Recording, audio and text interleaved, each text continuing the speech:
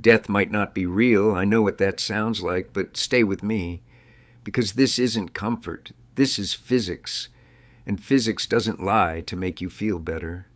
I'm Leonard Susskind. I've spent decades studying black holes, quantum mechanics, and the fundamental laws of the universe. And the more I've learned, the more one question has refused to leave me alone. What if death, the thing we fear most, the thing every civilization has tried to explain away with religion and mythology and philosophy, what if it's based on a misunderstanding of how the universe actually works? Not a comforting misunderstanding, a fundamental one. Let me start with something you think you know. When something dies, it's gone. The particles scatter, the energy dissipates, the person, the pattern, the experience, it ends. That's what death is. That's what every biology textbook, every funeral, every moment of grief confirms. Things end. People end. You will end. But here's the problem. That picture assumes something about the universe that physics tells us is almost certainly wrong. It assumes information can be destroyed, and it can't.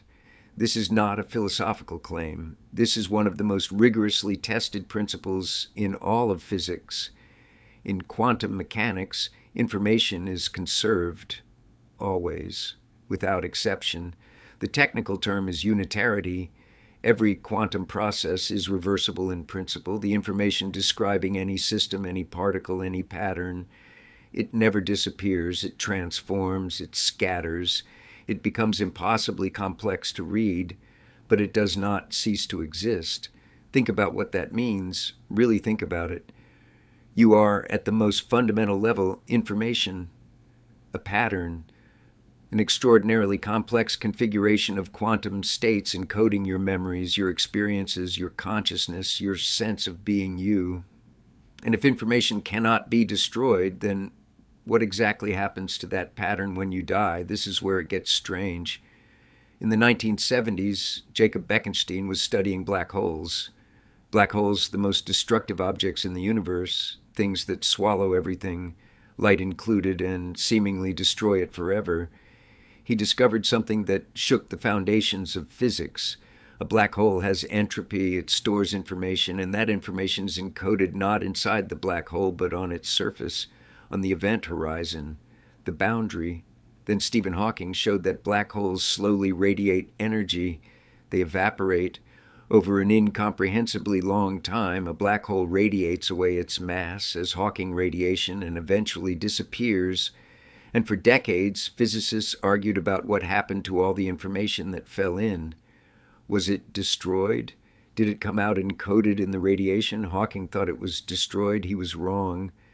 I spent years fighting this battle, working through the mathematics, and the conclusion is now widely accepted in the physics community. The information comes out, scrambled beyond any practical ability to read, encoded in the most complex possible way in the outgoing radiation, but it comes out. It is not destroyed. Not even a black hole can destroy information. Now ask yourself this. If the most violent, destructive process in the universe cannot eliminate information, what makes you think death can? Your body dies. Your neurons stop firing. Your cells break down. The atoms that made you scatter into the environment. But the information, the quantum state that described every particle in your body at the moment of death, that doesn't vanish. It transforms. It becomes encoded in the positions and momenta of every atom that was once you, every photon that interacted with you, every particle that touched you. The universe keeps perfect track of every bit of it. You become, in a very precise physical sense, unreadable, not gone. But let me take you deeper, because there's another layer to this that most people have never heard of, and it changes everything. The holographic principle. Working with Gerard de Hooft, I helped develop the idea that the information content of any region of space is not stored in the volume of that space, it's stored on the boundary, the surface. A three-dimensional region of space is, in a fundamental sense, encoded on the two-dimensional surface that surrounds it. The universe itself might work this way. Everything you see, every galaxy, every star, every person, every thought might be encoded on a distant two-dimensional surface at the edge of the observable universe, the cosmic horizon. A three-dimensional reality, including you, might be a holographic projection from that surface. And here's what that means for death. If you're encoded on the cosmic horizon, if your information exists as a pattern on that fundamental surface, then your death is a local event. It's what happens in the projection, in the hologram. But the information on the surface, the boundary theory that evolves unitarily, it doesn't have a death event. ST keeps evolving, transforming, encoding new states. You die in the movie, but the film reel keeps running. Now let me tell you about the many worlds interpretation, because this is where things get truly unsettling. In quantum mechanics, every measurement, every interaction, every quantum event doesn't have a single outcome. It has all possible outcomes simultaneously. Each outcome occurs in a different branch of the universal wave function. The universe doesn't choose. It branches endlessly into an incomprehensibly vast tree of parallel realities, each one as real as this one. In this picture, there is no moment where you simply stop existing. In every branch where you die, there are other branches where you don't. The wave function of the universe contains versions of you beyond every near miss, every illness, every moment that could have been your last. Not metaphorically, physically, as real quantum mechanical branches of the universal state. And here's the deeply strange part. There's a line of thinking called quantum immortality. If you're always present in some branch, if consciousness follows the branches where it continues to exist, then from your own subjective perspective, you might never experience death.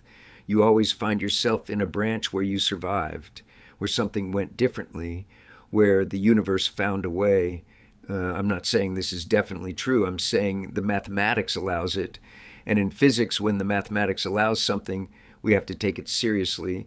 But let's come back to something more concrete, more grounded in what we actually know. We know information is conserved. We know the universe is holographic at some fundamental level. We know that quantum mechanics describes reality as a wave function that never truly collapses, never truly loses its information content. And we know that what we call death is, from the perspective of physics, a transformation, a massive, irreversible, seeming, heartbreaking transformation, but a transformation nonetheless. The pattern changes, the pattern scatters, the pattern becomes unreadable by any practical means we can imagine, but the universe reads it. The universe keeps every bit of it, encoded in the quantum state of every particle that ever interacted with you, spread across the cosmos in the most scrambled, distributed, impossible to reconstruct form imaginable. You are written into the fabric of space-time itself. And here's what I find most profound about all of this. It doesn't make grief easier. It doesn't bring anyone back. It doesn't tell you what happens to consciousness after death. Not really, because we still don't understand what consciousness is. We don't know how subjective experience arises from quantum information. We don't know if there's something it's like to be a scattered wave function. But it does tell us one thing with absolute certainty. The universe does not forget you. Every person who has ever lived, every mind that has ever formed a thought, every moment of joy and suffering and love and loss, all of it is encoded somewhere in the quantum state of the universe. All of it is being carried forward, scrambled beyond reading, yes, but carried forward nonetheless, into the deep future, toward the heat death of the universe and perhaps beyond. Physics doesn't offer you heaven. It doesn't offer you reincarnation. It doesn't promise reunion or continuity or any of the things religion tries to give us in the face of death. But it does offer you something stranger, something colder, something in its own way more beautiful. It offers you permanence. Not the permanence of the self, not the persistence of experience, but the permanence of information. The fact that you happened. The fact that this specific, improbable, unrepeatable configuration of quantum states, that is, you existed in this universe that cannot be undone, cannot be erased, cannot be destroyed by time or entropy or the collapse of stars, you will die. That's certain. But in the deepest language the universe speaks, in the mathematics of quantum mechanics and the geometry of space-time, you will always have existed. And the universe, whether it knows it or not, keeps the record. That might not be immortality, but it's something physics can actually defend. And to me, after 50 years of staring into the hardest questions the universe has to offer, that's more than enough to make death feel like something other than an ending. It feels like a transformation into something we don't yet have the language to describe. And that, more than anything, is why I keep doing physics,